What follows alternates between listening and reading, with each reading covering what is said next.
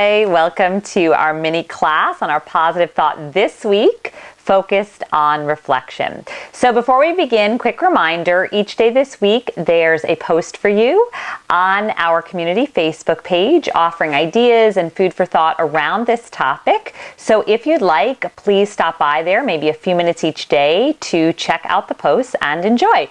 Definitely some helpful ones on reflection this week, so I hope you enjoy them. Okay, reflection. For this week, in lieu of a 5-day exercise, I'm going to instead pose and answer 4 different questions around reflection that are basically the crux of this concept, so that if you want to understand in a more tangible way what reflection is, why it can be helpful to us, when it's most powerful to use, as well as a few concrete ways to do so, you'll have that info to digest in whatever way you find most helpful to you by the end of this video, okay?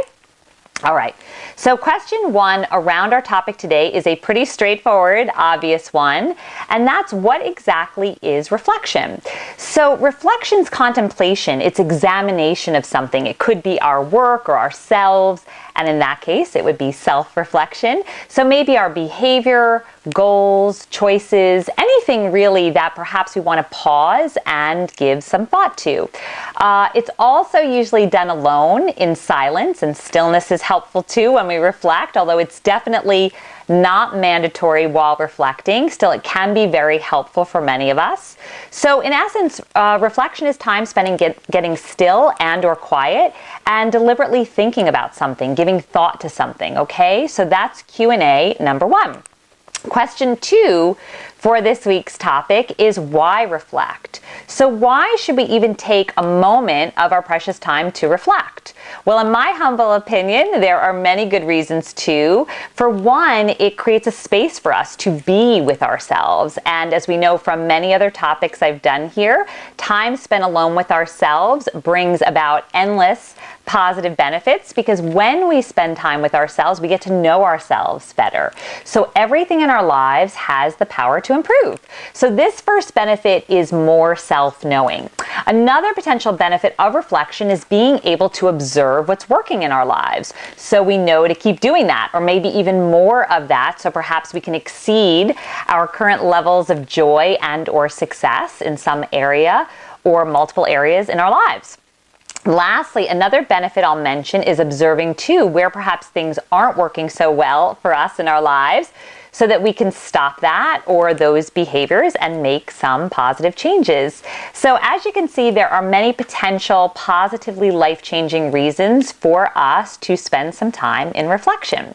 Okay, question 3, and that is, when is it a good time to reflect? So truth be told, as always here, anytime you would like to reflect or feel like reflection would be helpful to you, it's a good time.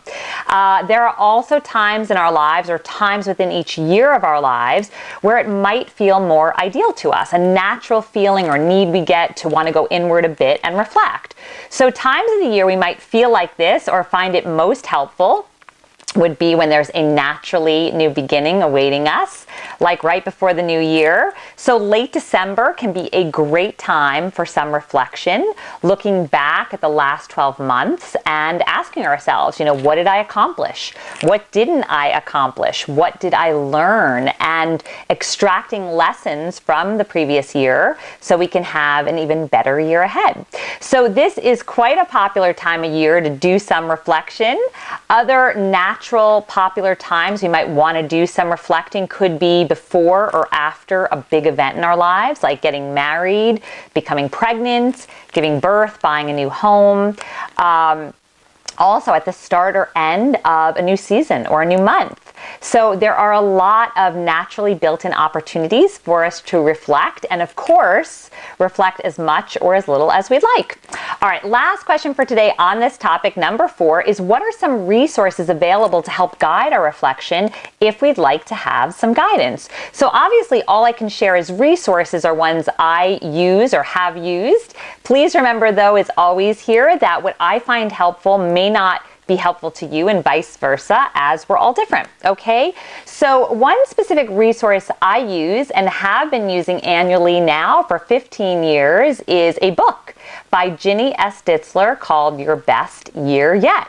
And while I find it most useful and I use it right before the new year, I'm sure if you're really wanting to do it any time of the year, you could, reflecting on those last 12 months.